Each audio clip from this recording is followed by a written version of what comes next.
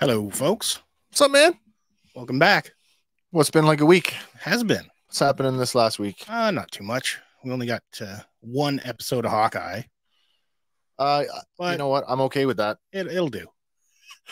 I'm okay with one episode because when we had 2 episodes of Hawkeye, we also had 5 episodes of He-Man, and that made for a very busy week. It did. It really did. I'm happy to have a bit of a little bit more breathing room. Because it's going to keep us going until like the 29th, and then inevitably the Book of Boba Fett. My God, Disney, what is wrong with you overlapping 2 awesome shows at the same time? Oh, there's more than that, though. There's also movies and all sorts of other stuff to see from them. I got my Spider-Man tickets. Do you? I do. Well, here's hoping we don't get locked down then. There is that. I'm fingers crossed for that. Also, as soon as they go on sale, I will be getting tickets for The Matrix as well. So, yes, very nice. Looks like we've. All right. Hey, Mark. Mark out in Nova Scotia. Thanks for joining us tonight here on Fandom Power as we do our weekly deep dive into Marvel Studios Hawkeye, currently streaming on Disney Plus, and the titles for this one don't exactly write themselves. So our show on target, where we will attempt to stay on target, and we'll try and get into Hawkeye and get you all up to speed. Hopefully everybody's up to speed. If you're just joining us for the first time now, hey, full spoiler that this is a spoiler cast. So if you have not watched this week's episode, now's your 30-second warning. Bow out. Get out. Or stay. No, please don't get out. Stay. We need you. We love you. Yes. Yeah, you'll get more info from us than you will just a single viewing.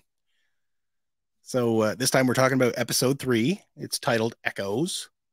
It originally aired on Disney Plus on Wednesday, December 1st, and has a runtime of 44 minutes. 44, putting it at the longer side of a little bit. A nice hour-long target though for when they I eventually put it into syndication and get commercials. Yes, when it's on ABC. Yes. Right. Well, we got another comment. Another what's up? What's up, Facebook user, whoever you are watching from, probably from the Fandom Power Facebook group. Just a reminder for you guys, if you are, because groups have very specific privacy settings, if you are watching from the group, you must visit StreamYard on Facebook and give them permission to use your name. Otherwise, I suggest you can hit us up on any of our other platforms. Head over to the Fandom Power podcast page where all of that stuff is already taken care of. Check us out on our YouTube channel. That's Sawcast Productions on YouTube. Or you can catch us on Twitch TV at Sawcast_Productions. Yep. So this week, we open with a flashback. And we jump back to 2007, where we find a young Maya Lopez, played by Darnell Bissaw, and this is her first acting role. This is for young Maya. Young Maya. Okay, good for her. Very quickly, we establish that she is deaf, and in real life, young Darnell is also a member of the Minomi Mini tribe. Okay. I hope I'm pronouncing that correctly. But according to one Reddit post, she is Aquala's actual cousin. Oh, really? Yeah. That's cool. Which would, family tie. Okay, I was going to say there is some resemblance there. Mm-hmm. Yeah, that's pretty awesome. But she's got a pretty decent grasp on reading lips already, and she's very smart and very ambitious. And we learn that really quick because in her notebook, where she's completing it before the teacher's even done assigning it, she is writing down that she wants to learn capoeira. Oh, yeah. Which is a Brazilian martial art that combines elements of dance, acrobatics, and music. So there's that on her to-do list. But we find her in her bedroom. We see that she's already excelling at karate because she's got achievement awards on the wall. I was going to say, does this segment remind you of the Kate Bishop sequence back in the first episode? Maybe a non-animated version of it. Yeah. And definitely more sped through, but it just feels like there's a parallel there that these 2 young girls have had similar paths. Now, mind you, well, I shouldn't say that because we are going to get to the tragic part here. Yeah, we are. But yeah, so there is some mirror mirror imagery between the two girls. Yeah. But she's curious, like really curious, and she's asking her father, what sound does the sky make? Right. Are dragons real, and what sound do they make? And we meet her father, William Lopez, and her father is played by Zahn McCarnan, who you may know from previous roles in the films Doctor Sleep, The Forever Purge, and TV series The Sun, Westward, and Longmire. Westworld I've been meaning to watch. I know it's based on the classic science fiction novel. It's not the first time that they've tried to adapt that one for screen, but I haven't watched it yet. So yeah. But we get a heart-wrenching moment here because we find out that they can't afford to send her to the school for the deaf. And her dad tells her, you're going to have to learn to jump between two worlds. And she says, how am I going to do that? And he tells her, you can do it by watching. Yes. So skipping forward, we find that, she's going to karate class and she's very attentive. Like that advice sunk in. And her father gives her a little bit more that, it's not about size or strength, but speed and leverage. And before he leaves, he tells her that her uncle will be taking her home. And this is where we get our first big possible cameo.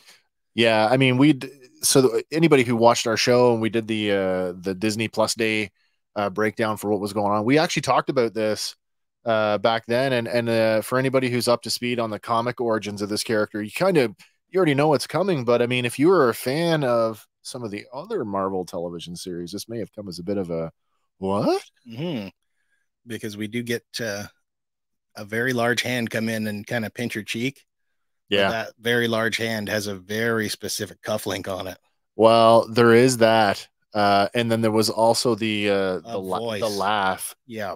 And I mean, now we've tried to nail other uncredited roles in other shows before, and I mean, our success rate has been it's kind of not so good. But I think this one is spot on. Do we think that this is? I think so. I think this is going to be Vincent D'Onofrio's Kingpin. I think that where the fan base is concerned, I think that has been people were talking about D'Onofrio's Kingpin coming back for the new Spider-Verse movie, or even possibly making his way into the new Spider-Man No Way Home. But they talked about him maybe being a CGI rendered version of his Spider-Verse version. So I got to tell you, I'm not opposed to that, but am I ever happy that the indication is that we're leaning back into Vincent D'Onofrio and having him show up in Hawkeye? Cool. Yeah. Super, super cool. Yeah. So for those who have not jumped in on the comics, it is established that Maya's father, William, worked as a mob enforcer for Wilson Fisk. And it would be on an order from him that William was murdered. Oh. So at which point Maya is taken in by Fisk, who sends her to the best private schools money can buy. Yeah. And expands her skill sets greatly. And he would go on to use her in a plot against Daredevil, convincing her that it was him that killed her father. Right. So, skewing away from the MCU, but she would take on the identity of Echo based on her ability to copy any motion she sees, and she would fight Daredevil. But upon learning his true identity as Matt Murdock, that bought him a minute to explain himself, and she finds out that the Kingpin was lying. You're right. So, that leaves her pretty ticked off, because she's deliberately been lied to. And she would turn on him and she would brutally shoot the Kingpin, leaving him blind for a time. Oh, right. Fair enough. So, but back to the cufflink, because cufflinks played such a heavy role in the Daredevil show. Yep. Secondary, we get that laugh, and it's sounding like it leans right into it. Man, he's certainly, his performance throughout Daredevil was one of the strongest performances of the show. And I mean, I think, is it fair to say universally that, that's sort of one of those things that fans have wanted there's been all kinds of talk about where do the Netflix shows fit into the MCU lore, that they were supposed to be, they were weirdly referenced without overtly being included. Yeah, and so now, I mean, you've got all these rumors, including some potentially leaked photographs of Charlie Cox showing up at Aunt May's house. Yeah. Um, man, am I ever glad that they are fully embracing what Netflix had done, had sort of paved Yeah, for other there's no Marvel sense in television. throwing away all that work. I don't think so either. I think It's established, it's at least loosely connected. It's better connected than Agents of Shield. True. With the exception of that one that came out the week after Winter Soldier. Okay, fair enough. 'Cause Or Tahiti. that too. Tahiti. But back to the Kingpin, he's a mountain of a man. He's intelligent, he's cunning, he's violent. He's all of that, yeah. And like you said, the rumors that it's a CGI version, I hope that's wrong. Yeah, I really would prefer. I mean, if you're going to give me a fully fleshed, Vincent D'Onofrio and Hawkeye, I should hope that version. I mean, if the Kingpin does in fact make an appearance in Spider-Man, No Way From Home, No Way, tripping on my own tongue, man.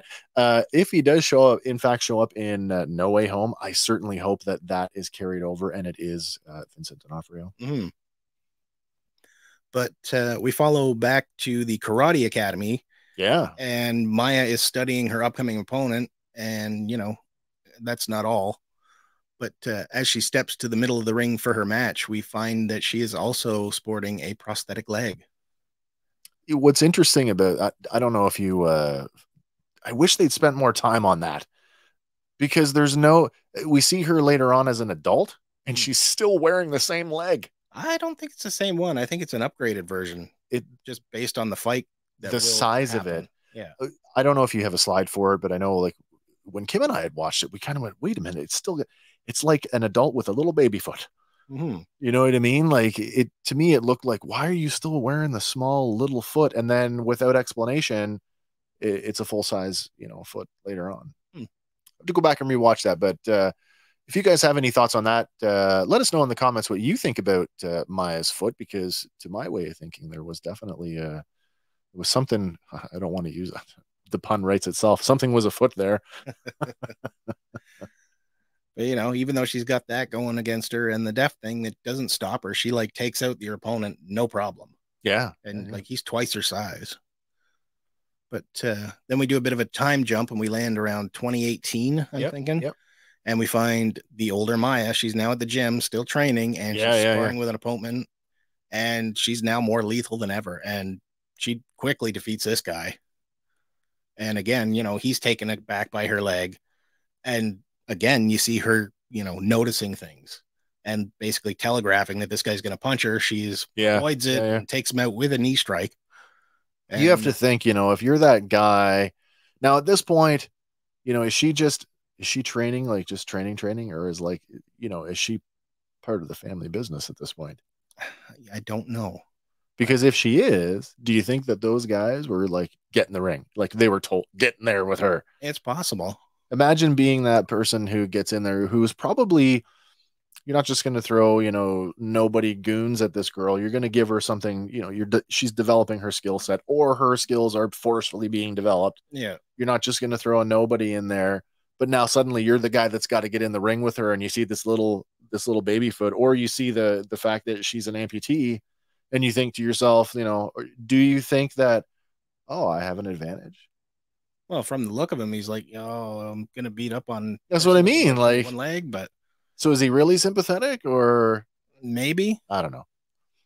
But at the same time, she's probably been fighting that stereotype her whole life. Absolutely. Which makes her just want to fight harder. Yeah, for sure. But later she'll return to what I'm guessing is her father's garage. And we get a couple things going on here. And first off is the name that appears on it. And that is Fat Man Otto. Yep. And that is another name long associated with the Kingpin. Yeah. I mean, a nice, subtle little. Yeah. There's also another reference to that in West Coast Avengers, I believe, with an actual villain called the Fat Man. But and he was defeated by Hawkeye as well. So, I mean, is that just an Easter egg for the show, or are we actually calling back to Kingpin on this one? Could be. Who knows? Could be just leading to it. The other thing going on here, it looks like a certain 72 Challenger, which will play a key role in an upcoming car chase, but it's parked out front, so it's safe to assume that it probably belongs to Maya's father at this point. Okay. There is a heavier comic book connection, but I'll go into that later. We think that's the same car as later on? I think this is the same car, yes. I think that looks, I'm not a car expert, but I think that looks like a Chevelle. Kind of, but different front end. I guess so. But upon arriving at this place, she finds a commotion taking place inside. Yeah. And she stealthily makes her way to the side entrance, passing through windows. And we see Ronan is taking apart everybody inside one at a time. And she kicks in the door, but it's too late because she finds that her father has been run through. Yeah. And then he flees out the window. And, she's too late. Have you been following any of the online commentary for this week's episode, sort of in the fan community, what people are saying about it? I have not. So there is, I read an interesting one today that purported, Clint has no idea, how much trouble, like how dangerous a situation he's really in, because now he's just killed, a bunch of the Kingpin's goons. And I'm like, Clint being the type of, had nothing left to lose at that point. His family was gone. Yeah. It's post blip. How do we know that the Kingpin wasn't part of the 50% that was blipped? It's possible. And even if he wasn't, do you think he really cared? Not at that point, no. No. So it's like you got on his radar. And so while I agree that it paints a very interesting picture, I mean, as mob bosses go, I mean, Kingpin, ranks up there, very highly. Surely he's going to want to know if he was blipped, in fact, and it really is him. You think he's going to want to know what happened to his guys? More than likely. So we're almost guaranteed a collision course with these characters. Yeah.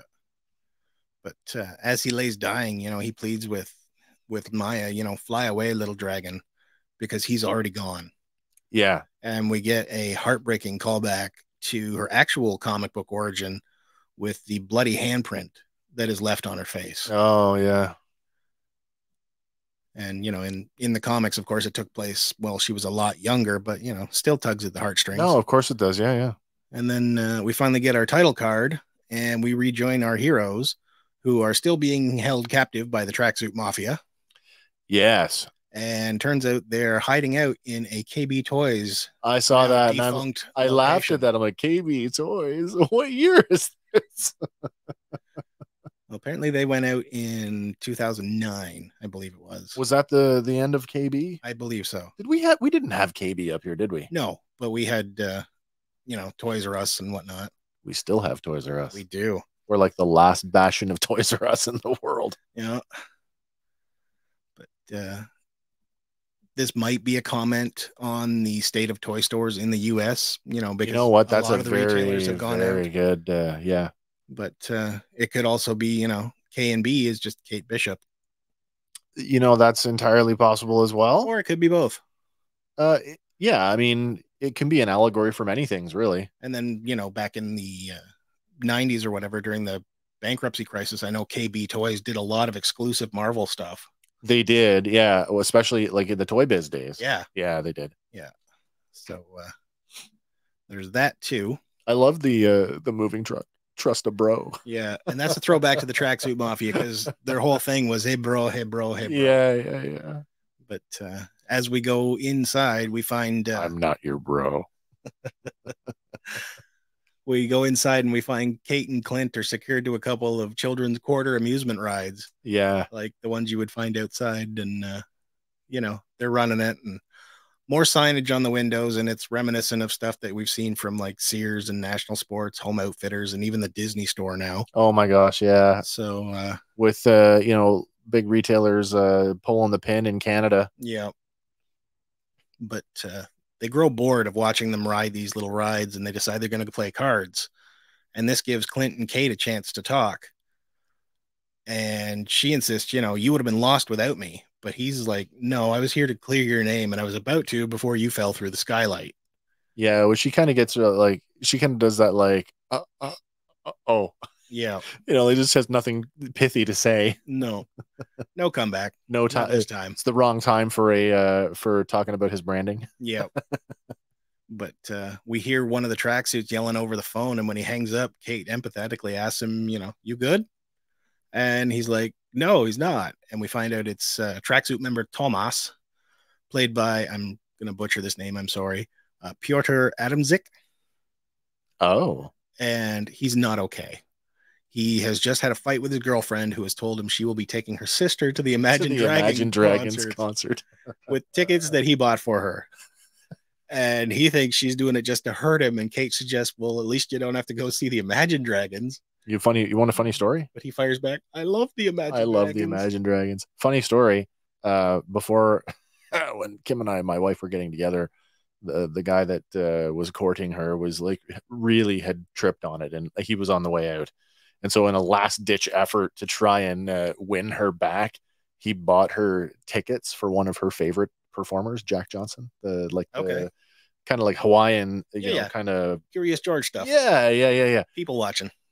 So at the end of it, he's like, just keep the tickets. Like, he didn't want them back or anything. So guess you got to go see Jack Johnson. Was it a good show? It was a good show. Yeah. Nice. But,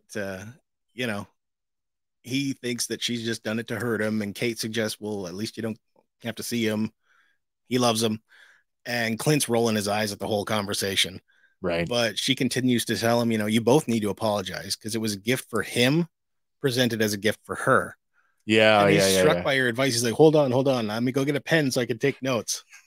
But before he can get back, tracksuit member Ivan, played by Winnipeg native Alex Wanovic, right, approaches and tells Kate, you talk too much.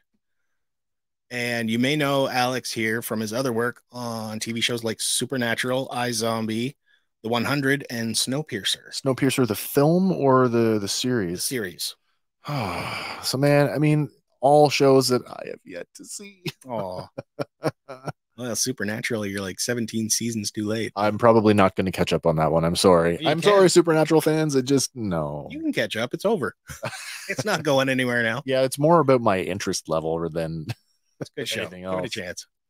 But Ivan tells her, maybe I should rip out your throat. And before he can make good on his threat, Miss Lopez makes her grand entrance along with her interpreter. And she questions Clint pretty quick. Like she takes note that he's wearing the hearing aid and rips his bonds off so he can sign.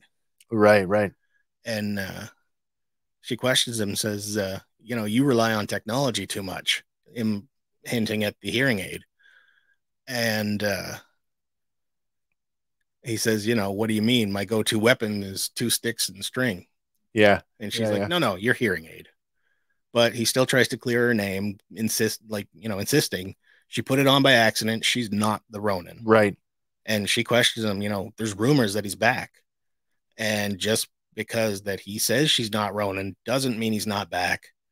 But Clint goes on to tell her, no, the Ronin is dead. Yes. And he says, how do you know? And he says, because I was there.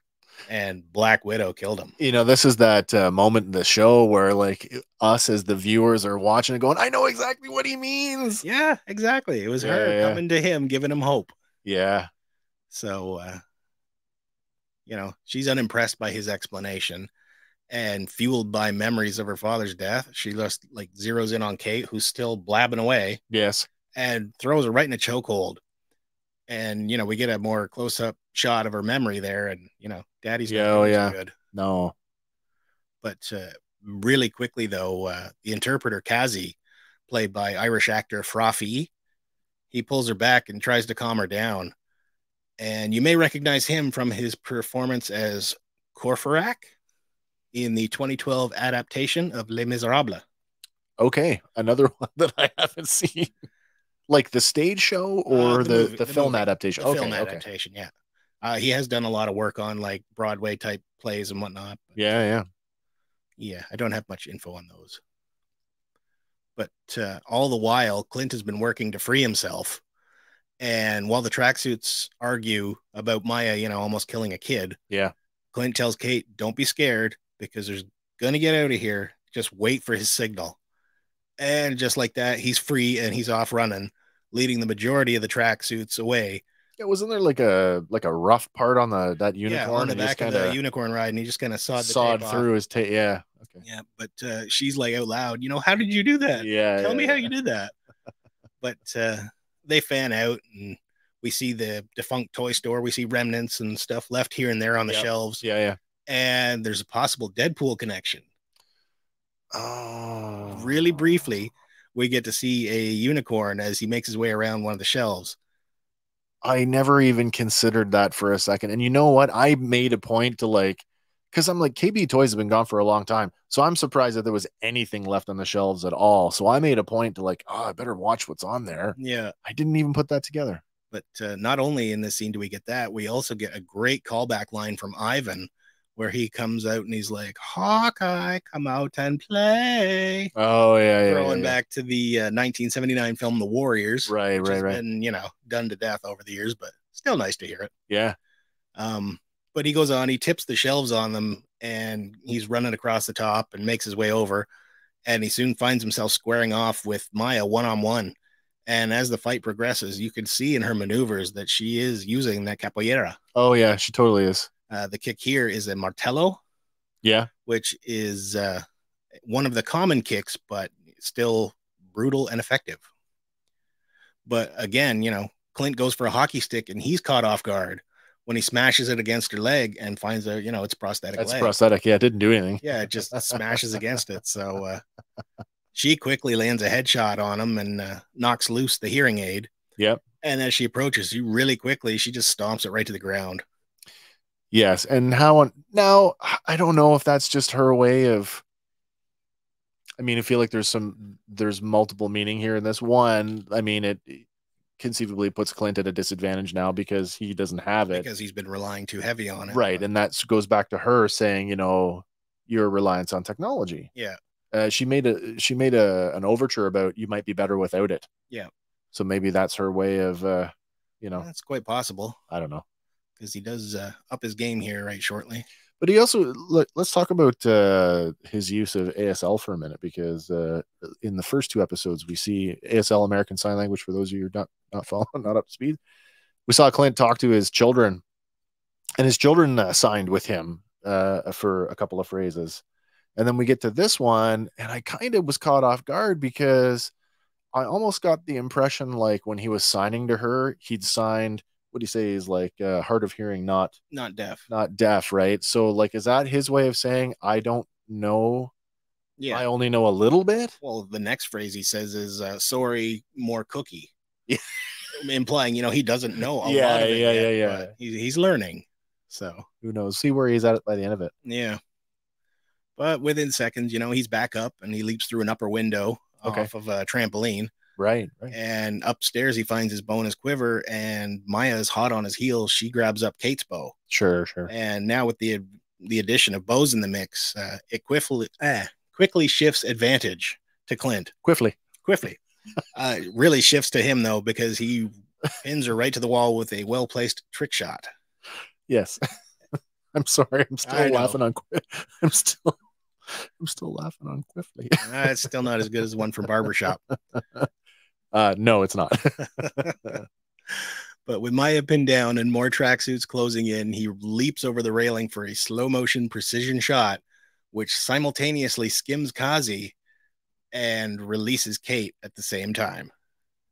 Yeah, it's a pretty good shot too. It is a good shot. I mean, it's so typically Hawkeye, though, right? It is. Because like he's shooting sideways in a barrel roll over a railing. Yeah, it's the what do you call that? It's almost the Mel Gibson double pistol diving roll shot. Yeah. But he lands himself in a giant ball pit, and as Kate begins to fend off Kazi, he pops out of the ball pit and skewers the feet of two tracksuit guys who came looking for him. Man, the ball pit thing, as soon as they hit it, you know what? I turned to Kim, and you know what I said? Bazinga. Okay. Yeah, the whole moment is totally reminiscent of that scene from The Big Bang Theory. Hilarious. Yeah, you're not the only one to think that. I just couldn't help but see Sheldon Cooper in this ball pit. Only it's Hawkeye. That's priceless. I didn't know you had that. Yeah, that came to mind too. Oh, it's so good. So the fighting continues, and his archery skills are on full display. Yeah. And he takes out multiples with well placed arrows.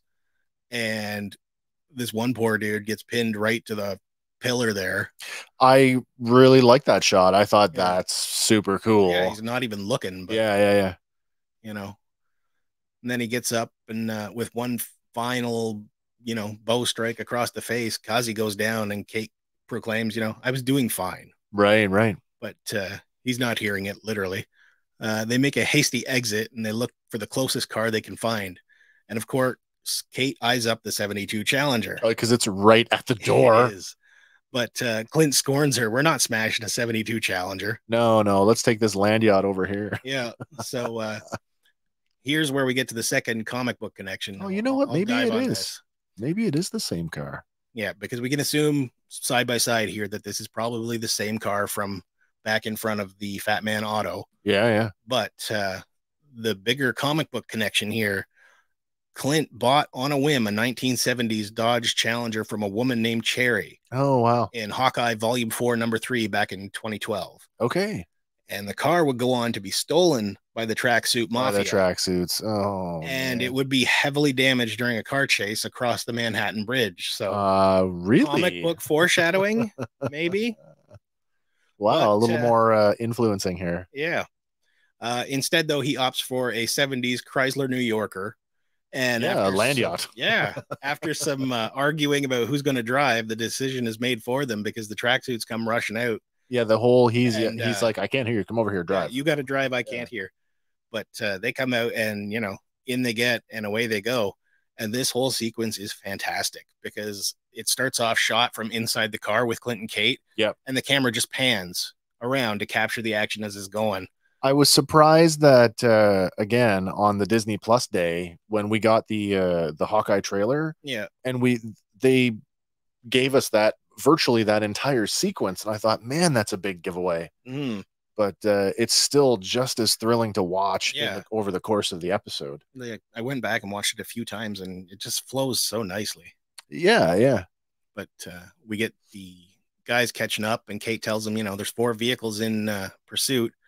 And we're given some food for thought here because we have the Trust a Bro truck roll up beside them. Yeah. And it features a phone number on the side. 503-164-7665. Trust a Bro. Yep. But that area code means that it's probably based out of Northwestern Oregon. Northwest Oregon. Yeah. Now, is there a connection here that I am not picking up on? There might be, but I have not figured it out yet. Wait, so we are in New York. We are in New York, okay, yes. Yeah.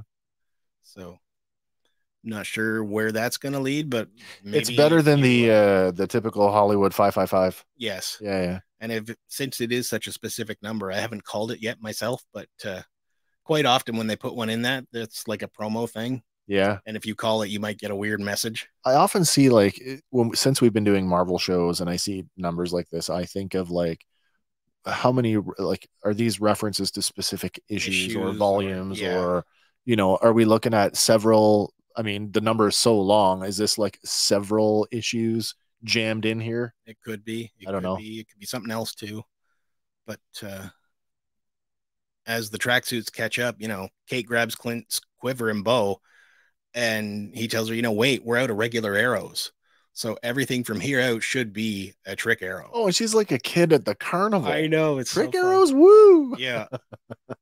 She's been waiting for this moment. Yeah. So we move away from the car panning around inside, and we get our first arrow, and turns out it is a goop arrow. And now, for the record, we've not seen this arrow before. I don't believe so. I don't think so. I couldn't think of another. Comics, but I meant cinematically. Cinematically, I don't think we've seen this before. This is a new one. Yeah, but it's got an expanding purple substance, which Kate calls Play-Doh. But he says, aim for the tires. It's a putty arrow.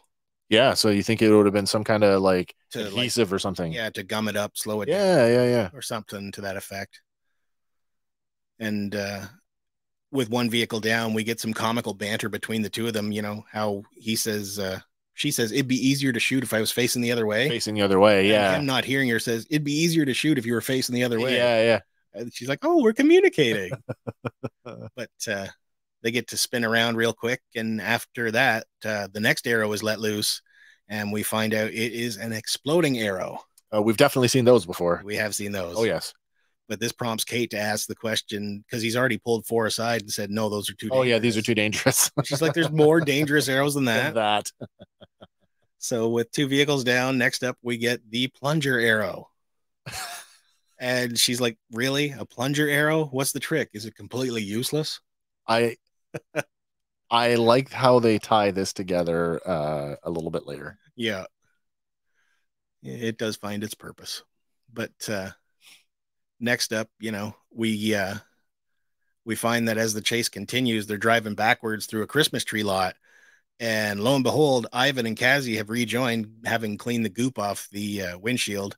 Yes. But then she hits them with the next arrow. And I'm not sure what we're calling this one because she's like, "What do you call this?" Yeah, and yeah, I didn't catch what he called it, but I'm calling it the spider arrow. It's certainly got a very similar. Yeah, it's got the thwip thwip thing going for it. I mean, you think of like, was it in the Garfield movies where the lizard smashed one of his web shooters and it did just that? Yeah. It just went everywhere. Yeah, but similar to that, it also reminds me of that Spider-Man 2 scene where he's trying to tether the subway. Oh yeah, And he's trying to slow it down that way with multiple tethers. But this one ends up, snagging numerous trees and again bringing them to a stop because they can't see out the window again. At the same time, there's no reason. I mean, we like to theorize on this show. There is no reason to think that this isn't a new arrow since he's met Spider-Man. That over the course of, avenging, that Peter did not do a similar, "I got to stop something with a big web," and he went, "That's a good idea." Yeah. And had one or several made. Yeah. It's a great idea. But next up, Clint hands her 2 more arrows and says, "These are acid arrows," and instructs her to take out the 2 stoplights up ahead. Yep. Which she does. And it's from one point of view, she's really far back. So it's a hell of a shot. Oh, yeah. Yeah. And they spin through the intersection and they turn and make their way onto the Manhattan Bridge. And as they speed along, the Challenger has caught up and Clint begins struggling with Tomas with the gun. And Kate seizes the opportunity to grab her bow back. Oh, yeah. You can't. It's like, "I'll take that. Thank you." Yep. And once she's got it, she grabs one of the last arrows and lands one right in the dash of the Challenger. And turns out it is a smoke arrow. Yeah. And I mean, so much for the Challenger. Yeah. So, smoke arrow, it's enough to cause Maya to wreck it, causing Clint to lament that, they challenge or they. It's also totaled anyway. It's also not lost on me that the smoke, it just happens to be purple. Well, I got a side note here. Thematically speaking. Yeah, because she's going off on about branding, but like the goop, the smoke. It's all purple. Yeah. So continue. I mean, but let's be real about this. I mean, I'm not gonna mince words here. Hawkeye probably has had some of the worst costuming across the MCU. True. But at the same time, even as far back as 2012, there were always subtle nods to purple in the costuming. So yeah, it only makes sense. It might have been just an easier color to print. Maybe. Because I know that's one of the issues that they had with the Hulk, right? That's how they landed with a gray Hulk. Oh, okay, fair enough. But comic book wise. Yeah, that totally makes sense. Yeah. But running into heavy traffic, Clint and Kate are stopped on the bridge and the other tracksuits have managed to catch up. And now working in tandem, he tells Kate, "Aim high." And this is kind of weird because she's like, "It's a regular arrow." Yeah. Where did this one come from? But I love this, by the way. She does it anyway, and he whips out his last great trick arrow. Yep. And it's a Pym arrow. I just love that it's monogrammed. It is. It's got perfect Pym right on it.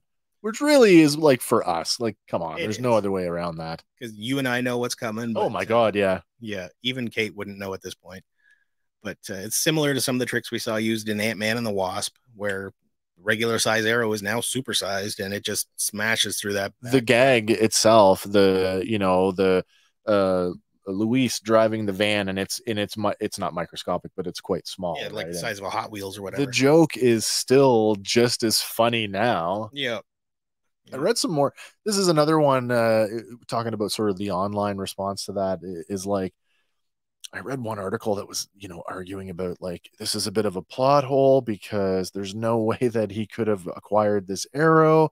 And I'm thinking, how in what sense is that a plot hole when it's 2 years post Endgame? You can't tell me that since Civil War he's had access to. That's what I mean. Like Scott Lang. It's not a stretch of the imagination that he got it from Scott, who got it from Hank, or who got it from Hank directly. Yeah. For that matter. Yeah, he could have been just developing more after the fact. I mean, everybody was at the funeral. Yeah. You know what I mean? Like, you can't tell me that they didn't maintain some form of a relationship. Yeah. Who cares if Clint was retired or whatever? Yeah. Yeah. I mean, technically with the Ant-Man arrow trick, that's nothing new. No, it's not. Yeah, so it would make sense that they'd have custom arrows just for Hawkeye. You ready for this, Tic Tac? Yep. But as we're moving on, Clint tells Kate, you got to cover me. And there's only one arrow left. And it turns out it is the USB arrow. Yep. Which she's like, what am I going to do with this? But we've seen this. We have seen the USB arrow before. Quite effective in What If, where it was used to defeat Ultron Supreme. Quite cool to see that make the live action jump. Mm-hmm. And, a good move on her part. She bluffs and she's like, you don't want to see what this arrow does. And it gives enough pause to. They all kind of go, huh? Because like they've seen some pretty crazy stuff come out of that quiver so far. It's funny though, for all the fast talking she does, like when she trips on it, like where she has nothing to say, you're just like, oh, yeah, when she's bluffing. Yeah. But it gives Clint enough time to grab his plunger arrow, and he tells her follow him, and they dive off the side and they launch a grappling hook right out of the bow, and they swing by the train and. We find out, yes, now the plunger arrow has a use because it stops them from sliding off. Now, is this a bit of an upgrade?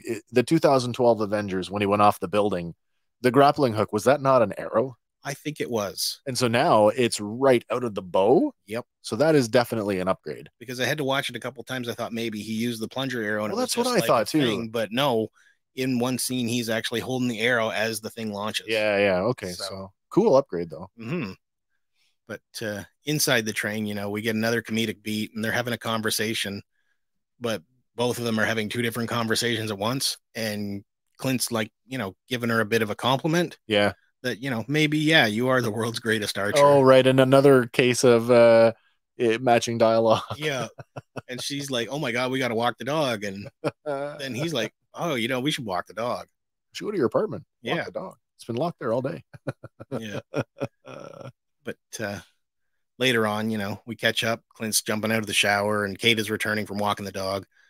And Clint notices his phone's going off and he thinks it's Laura. Oh, right. So, he's asking if she can text, but Kate has, no, it's a little boy. Yeah. And we get this real bonding moment because she's helping him, writing out what he's saying so he can respond back. Yeah.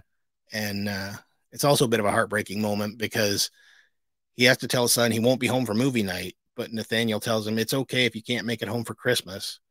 But Clint reassures him, no, I will be there.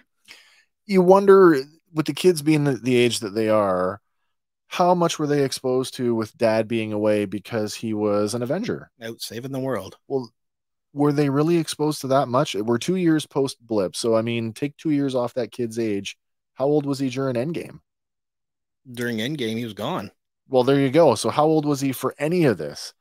True. Do you know what I mean? So like, I kind of wonder, like, is this just the typical kid who's just trying to put on a brave face for their father? I think so. Okay. Because I was wondering if that was the case or whether they were trying to infer to the audience that, this is just this just goes with your dad and who he is. Yeah. Like you're going to have to accept it because he's out saving the world. Yeah. But either way, you can see it in his face, like it's breaking his heart. It works one way better than it does the other. Yeah. I guess that's kind of what I'm getting at is, which way are we supposed to take that? But no, you're right though. He's definitely not. Yeah, he's not. He does cool not want to break this promise. No. I mean, that's been a recurrent sort of thing. I want to get home for Christmas. Yeah, home for Christmas. Yeah, the recurring theme. But we shift gears and we go back to the track suits, and I should point out, yes, they did appear in comics, but they were dubbed the Tracksuit Draculas by Clint. Tracksuit Draculas. Yeah. It's an interesting, kind of a weird name, but yeah, it's interesting. Yeah. But as we go to their hideout, we find out it's been compromised. They're packing up, they're moving. Right. And Kazi decides now is a good time to pull Maya aside and have a talk about the events of the morning. Sure. And how this search for Ronan is getting out of hand. Yep. And that he just hopes that Uncle won't find out. Uncle. Again with the uncle. And Maya, she's a bit pissed off, and she asks him, would you question my father like this? And he says, no, but your father always put the crew first. Right. And she reasserts herself. She's like, well, who's in charge now? And she's like, you are. Well, here's the thing. So this takes me back to that, like, if Wilson Fisk was part of the 50% that was blipped, you think about, how big of an organization did he run? And I mean, we've mentioned this before in some of our Star Wars stuff before. Power vacuums. Yes. Can you imagine what kind of power vacuum there is without the Kingpin around? Well, in comics, there's enough guys there to fill it. Like there's Tombstone, there's Silvermane, there's this is it. Does the organization now? Clearly, I mean, some other supervillain would step in, but I mean, those characters have yet to make their appearance here. So I'm thinking like he's just a really big crime boss. Does the organization splinter and like this sect goes over here and this group goes over there? I would think so. Yeah, I think it's an interesting. I hope that there is some, although there probably won't be because there's probably not enough episodes to do it. But I would love it if there was some exploration of, was he blipped or not, and what happened to his organization in that time period. True. Yeah. But she tells Kazi, look into Clint Barton. And then she takes her leave. And we should point out about Kazi here. He is not a new character either. He made his appearance in the 616 as Kazmira Zak. Okay. AKA the Clown. And again, he was working with the Tracksuit Mafia and the Clown. Is that a riff on the Joker? You know what? I don't know for sure. Okay. I couldn't tell you. But did you get the impression that other than being, a ranking member of the crew, that there's something else there between them? Yeah, there's a vibe. You think that there's some kind of tension between them? I think so. Yeah, I wondered that as well. He kind of treats her like a little sister. Yeah. He also refers to Uncle as Uncle. Right. So, could be.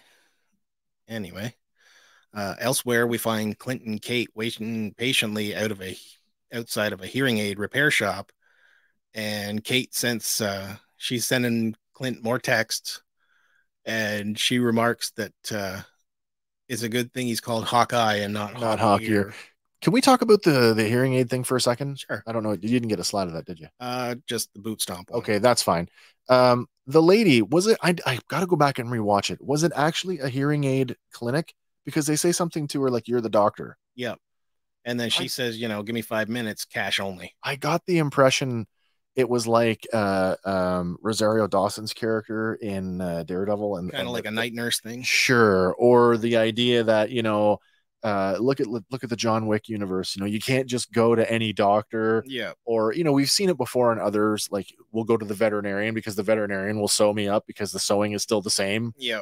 Was she that kind of doctor? I don't know. Maybe that's why the cash only thing. Cash only, no questions, no asks. I'm really a Chinese grocer, but I do, like illegal surgery in the back.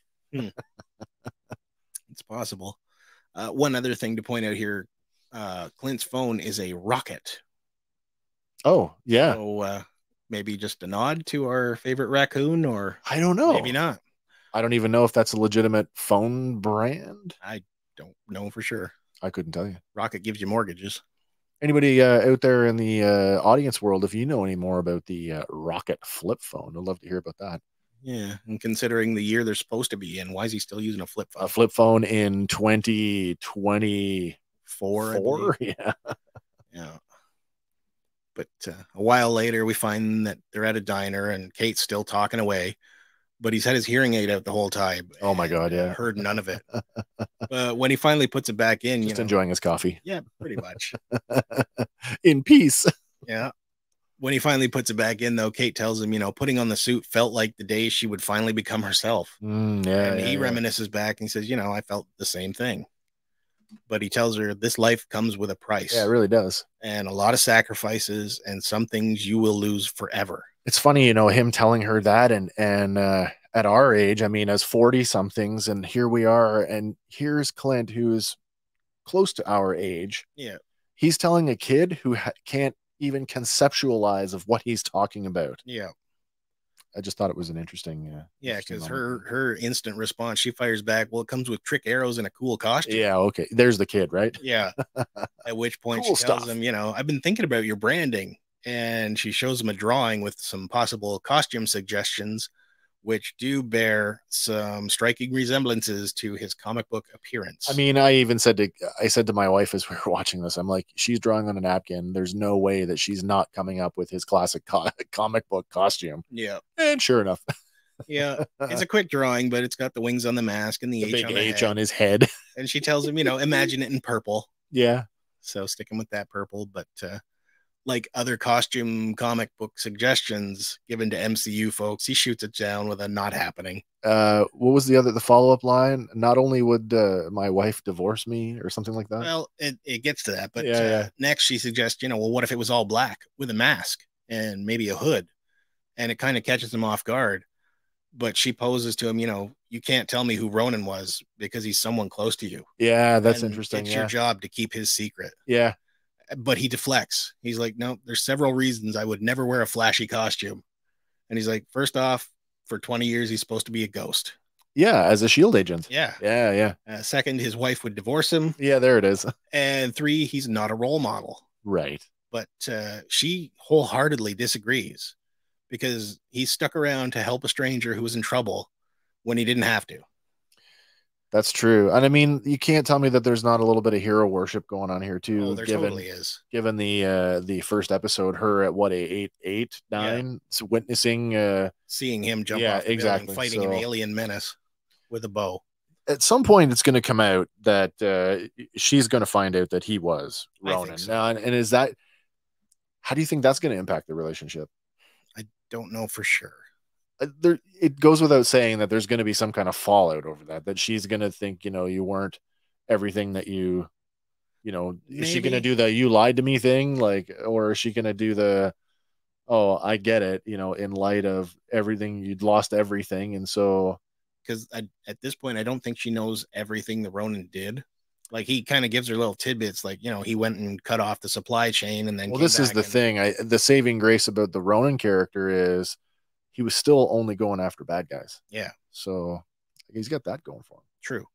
But from the light William is painted in this episode, he doesn't seem like such a bad guy. No. But he goes off to pay the check and he tells Kate, you're going to have to name this dog. Yeah.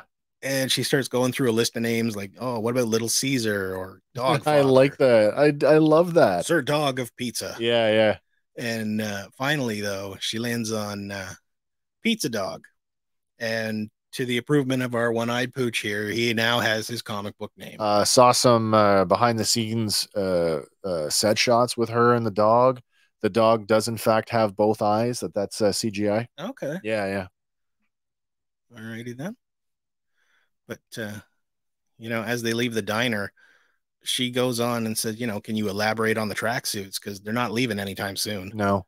And then he poses the thought of what else they might have been after at that auction, noting it's pretty upsetting to think stuff from the Avengers compound is floating around out there. Man, right from the first episode, and we both kind of went, what else have they got? Yeah. What else is out there? There was multiple duffel bags of stuff pulled out of there. Sure, it probably all wasn't Avengers stuff. No, but then again, I mean, it doesn't need to be all of it. Can we go back to the criticism that I made before about how a lot of the stuff post blip suffers from Tony Starkism? True. Right. And here we are. I mean, the Avengers compound was another installation owned by Tony Stark. Yep. I mean, and it's inevitable. I mean, the guy bankrolled everything. So of course it's going to have, the impact of Tony is going to be far reaching, but like, man, at some point, can we just like let the dead dog lie? Oh, we're not going to All anytime right, all soon. right, all right. I know. Armor Armor Wars Wars is are coming. Yeah. Yes. But And I am very excited for that, by the way. Clint goes on to ask Kate if she still thinks, do you think Jack was somehow involved? And she's like, with a resounding yes. Right. There's too many coincidences, like him being at the auction, and the day prior he offered her a butterscotch. Oh, I know. Which is totally clear to us because we've already seen that aspect of it. But Clint looks at her sideways, and it's not exactly airtight. You couldn't have included the monogram butterscotch that was only in Armand's dish in his house. Yep. But they figure, we need more evidence, so they're going to go break into Kate's mom's apartment and dig up more info. Do we think Kate's mom there's something sinister going on with her? I think there might be. I'm on the fence with that one. I think there might be. Okay. But not anytime yet. No. It'll come second last episode, I think. Yeah, like maybe they're setting her up for something down the road. Yeah. Maybe. But we get to the building and they get in and we find out that it's Kate's great grandfather that built the place. Yeah. And Hawkeye's this is home. I'm in the wrong line of work. Yeah. I need to be the son of a wealthy security company family. Yeah. So quickly though, she finds the laptop and she starts logging in, and she gets access to Bishop Security through that terminal, and she logs in, and Clint's like, look and see if there's anything on Kazi. And sure enough, they do find some stuff. Right. And they find out that there's stuff linking him to a company called Sloan Limited. Interesting. And there's also another name on this list here, is M. Kemp. M. Kemp. And this could be Michael Kemp, a criminal who was arrested but got a reduced sentence thanks from the help of the Nelson and Murdoch law firm in Netflix's Daredevil. Wait, so is that he was actually in the series? In Daredevil. Oh, okay, yes. Cool. So there's another connection to that one. Well, I mean, how many nods are we going to get to the Netflix series in this? Oh, I don't think we're done yet. No? Okay. But the Sloan Limited Company, there's a lot of theories floating around on the internet. Yeah. Everything from a former Kingpin employee named Willie Sloan. Oh, okay. To another Sloan who dabbled in time travel. So wait, is there a comic book significance to either of those? There are multiple Sloan. Yeah, both of those are comic book. Willie being a former employee of the Kingpin. In the comic books. Yeah. And there was a time traveling Sloan? Yep. Okay. But there's also another connection in the comics, and it was a law firm titled Broderick, Sloan, and Cranston that Matt Murdock would join. And eventually it would be revealed that Broderick and Cranston were both villains. What happened to Nelson and Murdoch? Did they dissolve, or was he on a case or something? Or? I think they dissolved a few times in the comics, okay, but I was never the largest Daredevil fan. No, so okay. More Netflix than comic for that one for me. Yeah, me too. But really quick, though, as she's going through this stuff, she gets locked out of the system. Yeah, it didn't take very long. No. Other thing to point out here, a few of these names, the last names do line up with other characters in the Marvel Universe. Right. But the first initials don't match. Oh. Like we have Kafka there. Yes. And Ashley Kafka plays heavy in Ravencroft, which is like the Arkham version. Yeah. The Marvel Universe. The Marvel Arkham. Yeah. Another one there, Keldek. Keldek. Kaladek? Or Cadlek. Sorry. Yeah. Apparently he is tied to either the Inhumans or the Eternals, one of the two. Okay. And then a bunch of other names don't really come up. We got, what do we got? We got Kaczmarek, Cadlek, Kafka, and then we've got Kaczmarczyk, I think. Kiefer. Yeah, that's our boy Kazi. Kilpatrick, Kinzer, Kishimoto, Klein. What is that? That looks like a Notchenmus. And Knutson. So I think that's a pun. Maybe. I was wondering though, because I think the first name lines up with a producer or a showrunner. Oh, maybe for one of the Marvel shows. These are easy ways to get all your behind the scenes people kind of tossed into your show, right? So maybe we'll find more. Maybe we won't. Oh, maybe, yeah. But, as she gets locked out of the system, Clint, he hears a noise. And he goes to investigate, but before he gets too far, he winds up with Ronan's blade to his throat. It was very much the Attack of the Clones Mace Windu moment. It was, and Yeah. we find out that it is Jack, the worst Avenger who ever was, the sword. Yeah. With the collapsible Ronin sword, which I hope we get back to discussing that at some point. Yeah, because aside from plot armor in that episode, Exactly. why? But only time will tell if these two recognize each other and tie it back to Clint's comic book origin. Yeah, like to us as the viewers, they very much are painting him like he's a new character. Yeah, because he is to us. To us, yes.